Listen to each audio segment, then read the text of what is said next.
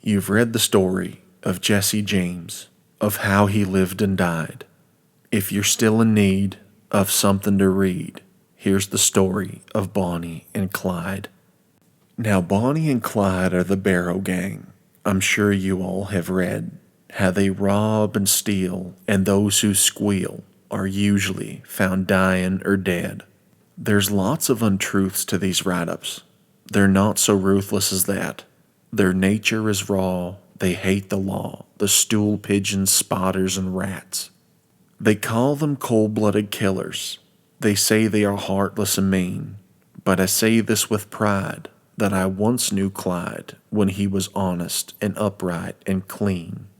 But the laws fooled around, kept taking him down and locking him up in a cell, till he said to me, I'll never be free, so I'll meet a few of them in hell. The road was so dimly lighted, but there were no highway signs to guide. But they made up their minds, if all roads were blind, they wouldn't give up till they died.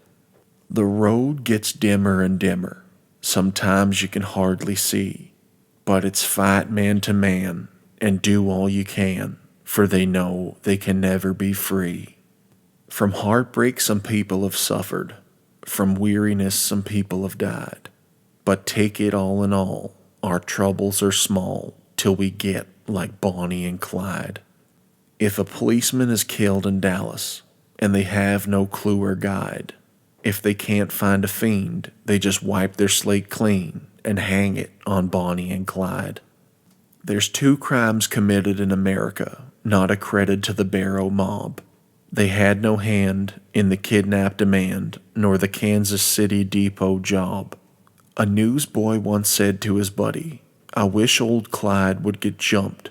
In these awful hard times, we'd make a few dimes if 5 or 6 cops would get bumped. The police haven't got the report yet, but Clyde called me up today. He said, don't start any fights. We aren't working nights. We're joining the NRA. From Irving to West Dallas Viaduct, it's known as the Great Divide, where the women are kin and the men are man, and they won't stool on Bonnie and Clyde. If they try to act like citizens and rent them a nice little flat, about the 3rd night they're invited to fight by a subgun's rat-tat-tat. They don't think they're too smart or desperate. They know the law always wins. They've been shot at before, but they do not ignore that death is the wages of sin. Someday they'll go down together. They'll bury 'em side by side. To few it'll be grief, to the law a relief, but it's death for Bonnie and Clyde.